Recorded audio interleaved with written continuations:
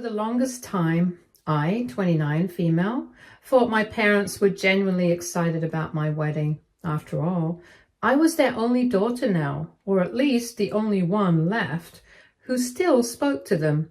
My older sister, 32, female, had disappeared from our lives years ago, cutting off all contact after deceiving them in a way they never fully explained to me. They never wanted to talk about it, and I had learned to stop asking. So when they threw themselves into my wedding planning with full force, I saw it as them trying to make up for lost time. My fiancé, Brendan, 32, male, and I had planned for a small, intimate wedding, but my parents were determined to be involved in every single detail. They insisted on handling the guest list, the seating chart, and even elements of the ceremony. At first, I was touched. They said they just wanted to feel included, and I saw no harm in letting them help. But as the months went on, I started noticing strange things. For one, my opinions were brushed aside more often than not. I would mention a song I wanted for my walk down the aisle, only for my mother to say she already had something special in mind. I talked about keeping the ceremony small, but my father kept hinting at how weddings should be about family reunions. Then there was the secrecy. They started taking calls in hushed voices when I walked into the room. I overheard snippets about people I didn't remember inviting. And when I asked, they would say things like, "Don't worry, sweetheart, we just added a few close relatives. It's nothing." The final straw came when I accidentally overheard a conversation between them. I had walked into their house unannounced one evening, needing to drop off some paperwork they had left behind at my place. They didn't hear me come in, and before I could call out, I heard my mother's voice drifting from the kitchen. She was talking to my father, and her tone was giddy with excitement. She said that she couldn't wait to see the look on my face when my sister made her surprise entrance at the wedding. That it would be the moment of the night, something people would talk about for years. My father laughed, saying he had already talked to a few relatives about it, and they all thought it was a fantastic idea. It was the perfect way to bring the family back together, and even if I was shocked at first, I would surely get over it. After all, what bride wouldn't want her estranged sister back in her life? I felt my stomach drop. The entire time, they hadn't been planning my wedding to celebrate me.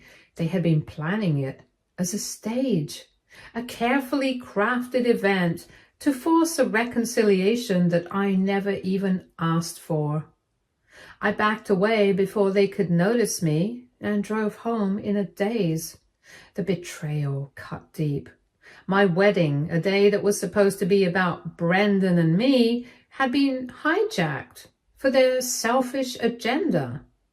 I wasn't even sure what to feel. Anger, hurt. I had spent months thinking their involvement was out of love, only to realize they were more interested in using me as a pawn in their reunion fantasy. By the time I got home, Brandon immediately knew something was wrong. I told him everything, my voice shaking with frustration. He listened patiently, his expression growing darker with every word. When I finished, he didn't hesitate. He said that this was our wedding, and if my parents couldn't respect that, then we needed to take control before it was too late. That night, I lay awake, replaying every interaction with my parents over the past few months. The little dismissals, the secrecy, the way they had always pushed the idea of family first. It had never been about me. Every time I closed my eyes, I heard my mother's voice replaying in my head, giddy with excitement about how perfect my sister's surprise entrance would be, how everyone would be talking about it, as if my wedding was just a backdrop for their happy ending, while my own feelings didn't even matter. By morning, my decision was made. I wasn't going to let this happen. I called my parents and told them I was coming over to talk. My mother sounded pleased, probably thinking I was going to discuss last-minute wedding plans. My father said he was glad because they had some things to run by me too. The audacity of it almost made me laugh. They still thought they were in control. I arrived at their house and didn't bother with pleasantries. I told them I knew everything. They tried to play dumb at first, feigning confusion, but I didn't give them a chance to lie their way out of it. I repeated word for word what I had overheard, my mother's excitement, my father's smug assurance that I would just get over it, the way they had roped in other relatives, ensuring that my sister's return would be the highlight of the wedding. The look on my mother's face shifted from fake confusion to poorly concealed guilt. My father crossed his arms, defensive. My mother finally spoke first. She said that she didn't understand why I was so upset. Didn't I see how important this was for our family? This wedding was the perfect opportunity to bring my sister back. She said she had been dreaming of this moment for years, and that, of course, they were excited about my wedding, but this was bigger than just me. My father jumped in, saying that sometimes in life, sacrifices had to be made for the greater good. He told me I was being selfish, that I was willing to throw away the chance to repair our family just because I wanted things my way. I couldn't believe what I was hearing. I asked them if they had ever once considered how I felt about it. Did they even care about my happiness? My wedding wasn't a reunion. It wasn't some dramatic soap opera moment they could orchestrate. It was about me and Brendan. My mother sighed, her tone shifting from guilt to exasperation. She said she had assumed I would understand once it happened, that I would be so happy to see my sister again, that all of this anger would disappear. That was when I realized just how deep their delusion ran. They weren't sorry. They weren't even capable of seeing how badly they had betrayed me. I stood up, shaking. I told them I was done. My mother's eyes widened in shock. My father frowned as if he was just now realizing that I wasn't bluffing. I said that since they clearly cared more about their plans than my happiness, they were no longer invited to my wedding. They could throw their family reunion somewhere else. My mother gasped, saying I couldn't be serious. My father told me not to be dramatic. I told him that my decision was final. My mother's voice started rising, frantic. She said I was making a mistake, that I would regret cutting them out over something so small. She said that if I went through with this, I would be just like my sister, walking away from my family without a second thought. That comparison stung, but I held my ground. I told them that, unlike my sister, I had given them every chance to respect me. I had let them in, trusted them, believed in their intentions, but they had used my kindness against me, and now they had to live with the consequences. I turned to leave. My mother tried one last time, her voice breaking as she pleaded that she just wanted her daughters back together, that she had done everything for love. I paused at the door, looking back at the people who had raised me, people I had spent my whole life trying to please. And for the first time, I saw them clearly, not as parents who wanted the best for me, but as people who would always put their own desires above my happiness. I told them that if they truly loved me, they would have never done this in the first place. And then I walked out. That night, I told Brendan everything. He didn't hesitate. He said that we were going to plan the wedding we wanted without them. We started looking into a completely separate venue, cutting out all the guests my parents had insisted on inviting. If they wanted a reunion so badly, they could have it on their own time. I had spent months thinking I was planning my wedding. Now I was finally taking it back. Update 1. 15 days later. The silence didn't last long. I knew my parents wouldn't just accept being cut out of the wedding without a fight, but I underestimated just how relentless they would be. The very next morning, my mother started calling me nonstop. When I didn't pick up, she switched to texting paragraphs upon paragraphs about how she understood that I was emotional right now, but I needed to calm down and think about what I was doing. My father took a different approach. His messages were cold and blunt. He told me I was being petty and immature, and I was throwing away my family over a misunderstanding. He even accused me of punishing them just because they had tried to do something nice for me. I didn't respond to either of them. Instead, I focused on what mattered, fixing the mess they had made. Brandon and I sat down that morning with a fresh notepad, crossing out every single plan my parents had been involved in. The venue? Gone. The guest list? Being worked from scratch. The catering? We'd picked something we actually liked instead of the overpriced fancy menu my mother had insisted on. It was exhausting, but with every change we made, I felt lighter. Like I was finally taking back control by making my own choices. But the moment my parents realized I was serious, they escalated. First, they called our extended family. I started receiving messages from aunts, uncles, and cousins, some genuinely confused, others outright furious. My mother had wasted no time spinning the narrative, making it sound like I had cruelly cut them off for no reason. She told everyone that she simply wanted to celebrate my wedding in the most meaningful way possible, and that I had turned on them over something small and fixable. Some relatives tried to reason with me, telling me that family was complicated and that I should forgive and move on.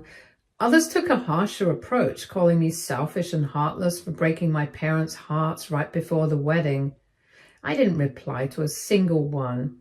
Instead, I let them talk while I quietly moved forward with my new wedding plans.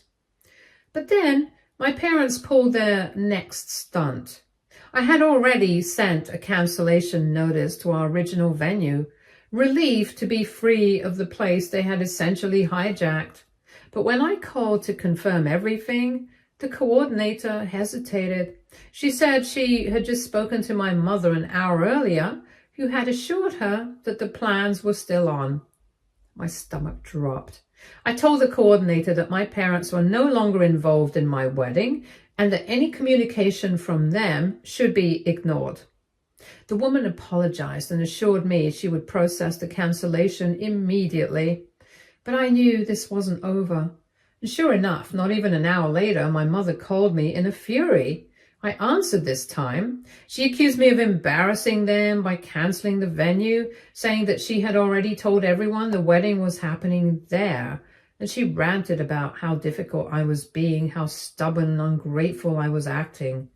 I let her talk herself in circles before calmly stating that she had no say in my wedding anymore. That was when she dropped her real trump card. She said that if I refused to reinstate the wedding as she had planned, then she and my father would not be attending at all. I almost laughed. I mean, hadn't I already uninvited them?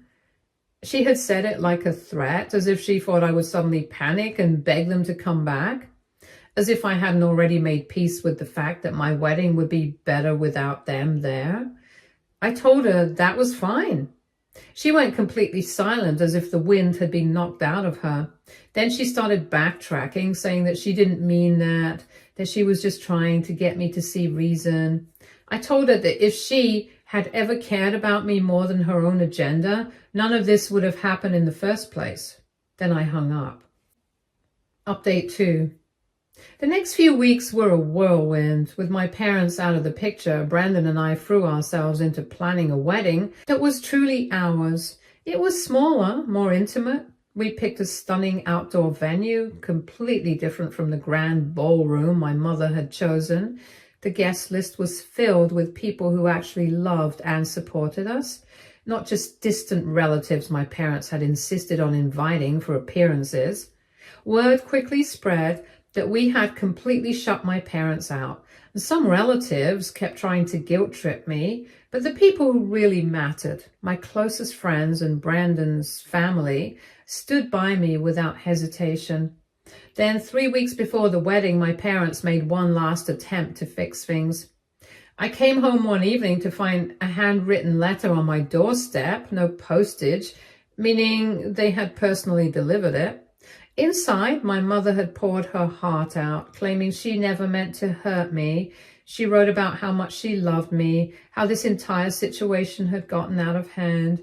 She begged me to put the past behind us and let them back in. She promised that if I did, they would support whatever I wanted, no more surprise reunions, no more hidden agendas. It was a beautifully written letter, but it meant nothing. I had given them so many chances to do the right thing, and every single time they had chosen themselves over me. They had tarnished my reputation over this reunion. I threw the letter away without responding. Update 3. An unknown number popped up on my phone one afternoon, and for a second I almost ignored it, but then I saw the words, "Hey, can we talk? It's me." I froze. After all these years, after everything that had happened, now she wanted to talk. I stared at the message, my heart pounding. It had been years since my sister vanished, leaving my parents devastated and me completely blindsided. She had cut all of us off with no explanation, no warning, nothing. My parents had spent years trying to track her down, making excuses for her, twisting themselves into knots trying to figure out why she had disappeared.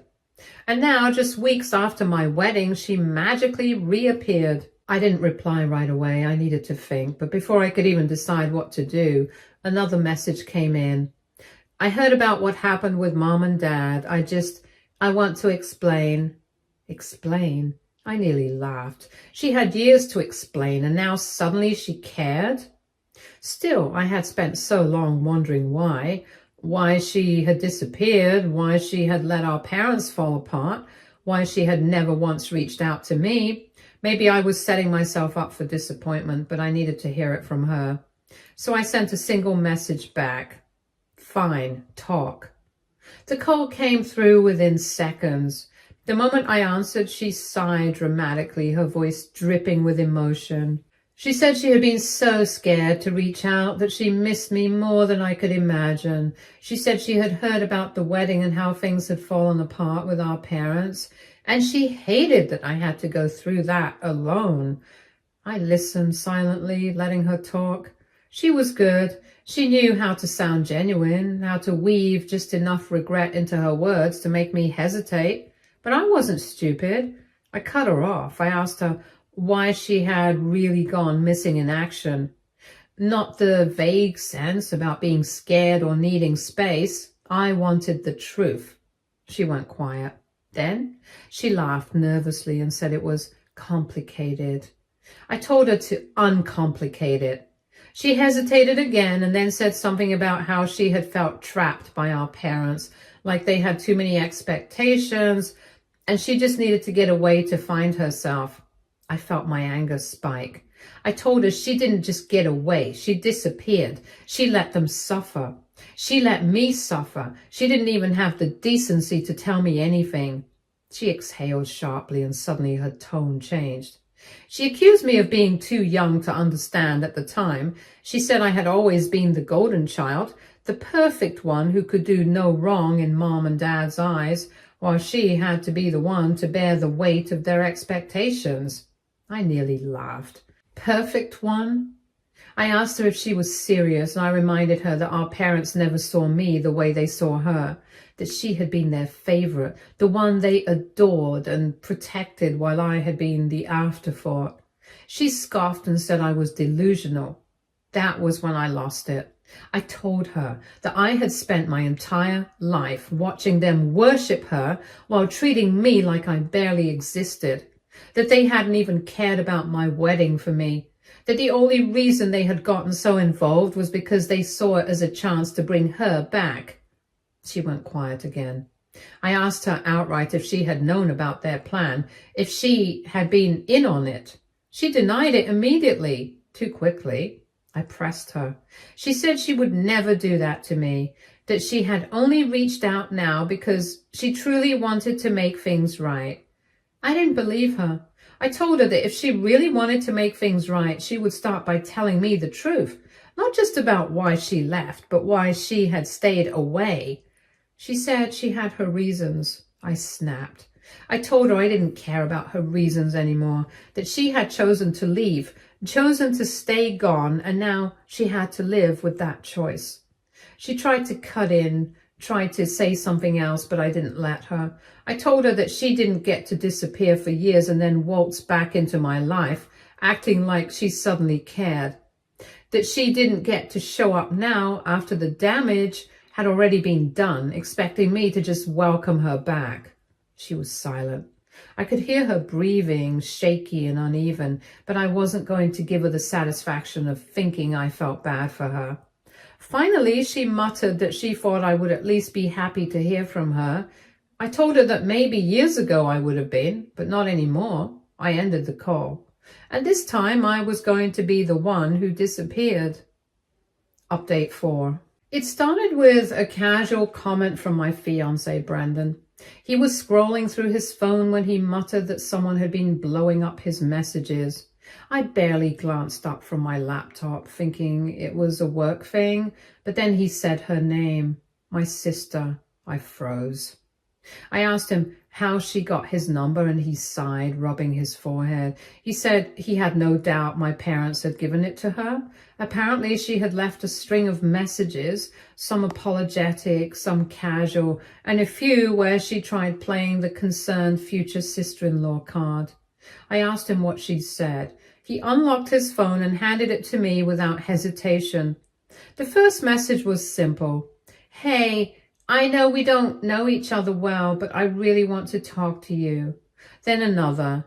I just want to understand what's going on. I feel like there's a lot of miscommunication. And another. I don't want to cause problems. I just miss my family and I hate that things have become so messy before the wedding. I scoffed. I scrolled further. She had been persistent. There were longer messages where she tried to paint herself as the misunderstood victim. She said she just wanted to fix things, that she hated how divided the family had become. Then, in one particularly irritating one, she had the audacity to say that I must have misunderstood her and that she only left because she was in a difficult place mentally and needed time. I asked Brendan if he had responded to any of it, and he shook his head. Then, as if reading my mind, he pulled out his phone and typed out a single message. Do not contact me again. And he sent it. It should have ended there, but it didn't. A few days later, Brendan came home from work looking annoyed. I barely had time to ask what was wrong before he tossed his phone onto the kitchen counter and said my sister had called him. He answered without looking. I couldn't believe it. He explained that she had tried to sound cheerful, acting like nothing had happened, like they were just two soon-to-be family members catching up. Brendan had cut her off immediately, and he told her he wasn't interested in whatever sob story she was about to spin.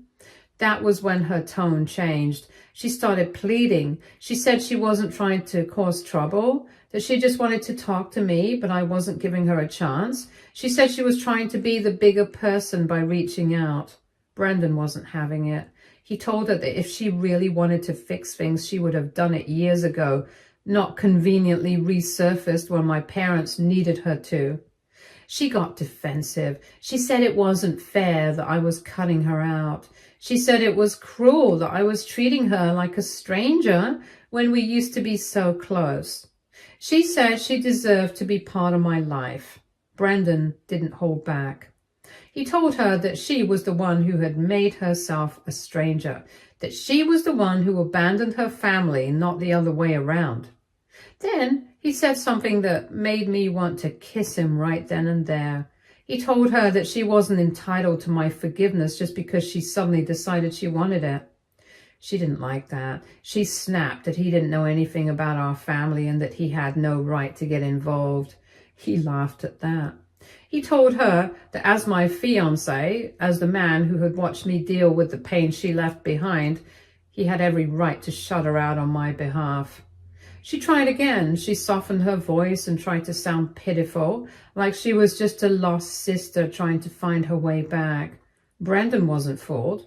He told her bluntly that her manipulation wasn't going to work on him, and then he ended the call.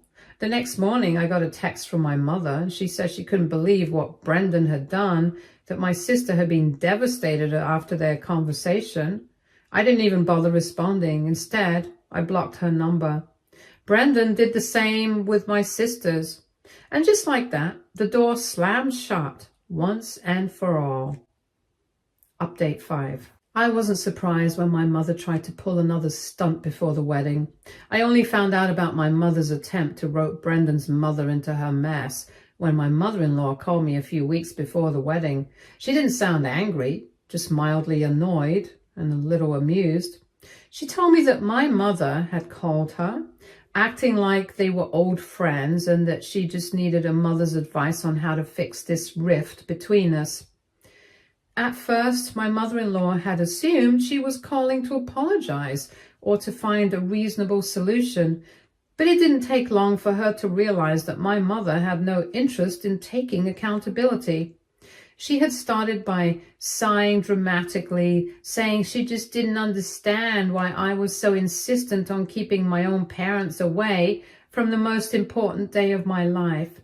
She claimed that she and my father had only wanted to do something special for me and that it wasn't their fault that I had overreacted.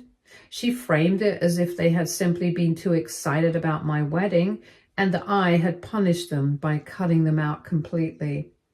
My mother-in-law had let her speak for a while before calmly asking what exactly she had planned for my wedding that had made me feel so strongly about keeping them away. My mother tried to skirt around the issue, saying it was all a misunderstanding blown out of proportion. She then pivoted, playing the heartbroken mother act, saying she never imagined her own daughter would turn her back on her family just because of a small disagreement. When my mother-in-law asked what she meant by a small disagreement, my mother started getting frustrated. She said that as a mother-in-law should understand how painful it must be to have a daughter refuse to see reason. She said that a mother should always be able to make amends with her children because family is more important than pride. That was when my mother-in-law decided she had heard enough. She very firmly told my mother that she did understand what it meant to be a mother. That was exactly why she knew that respect between parents and children wasn't one-sided. She said that she had always believed that relationships should be built on mutual understanding, not manipulation. She then said something that caught my mother completely off guard. She told her that she trusted my decisions. That was when my mother started to panic. She tried to twist the narrative again, saying that if mother-in-law really understood, she would at least talk to me and try to fix things before it was too late. But mother-in-law wasn't having it. She told my mother that she wasn't going to play devil's advocate. She said that if I had chosen to distance myself from my parents, it was because I had very valid reasons for doing so, and that if my mother truly wanted to be at my wedding, she should have started by apologizing instead of trying to manipulate her way back in. My mother was silent for a long time before she made one last attempt at guilt-tripping her. She asked my mother-in-law how she would feel if Brendan ever abandoned her the way I had abandoned them. And that was when my mother-in-law laughed. She told her that Brendan didn't need to abandon her because she had never given him a reason to. She had always respected his choices. She had never tried to force him into anything he didn't want. And she certainly had never lied to him or manipulated him just to get her way. So if my mother was being abandoned, maybe she should take a long, hard look at why. And then, without another word, she hung up. When mother-in-law told me all of this, I just sat there for a long time processing everything. Then she asked me if I was okay. And for the first time in a long time, I really was. Update 6. I went ahead with my wedding. There was no anxiety, no dread, just excitement. The ceremony was intimate. We had kept the guest list small, inviting only close friends and a few family members who had been genuinely supportive. Brendan's family was wonderful. His mother, despite knowing all the drama that had unfolded, never once brought it up. She just hugged me and told me I looked beautiful. As I walked down the aisle, I didn't think about the people who weren't there. I didn't think about my mother or my father. I didn't think about my sister. I thought about Brendan standing at the altar waiting for me with a smile that made every ounce of stress I had ever felt about this wedding completely irrelevant. We exchanged vows, surrounded by people who truly cared about us, and when we were finally pronounced husband and wife, I felt nothing but pure, unfiltered joy. After the wedding, I received a single message from my mother. It was short. She said she hoped I was happy and that she couldn't believe I had let a wedding tear our family apart. I read it once and then deleted it without responding. Because she was wrong. A wedding hadn't torn our family apart. It had torn her family apart. And now I was done letting her ruin my happiness.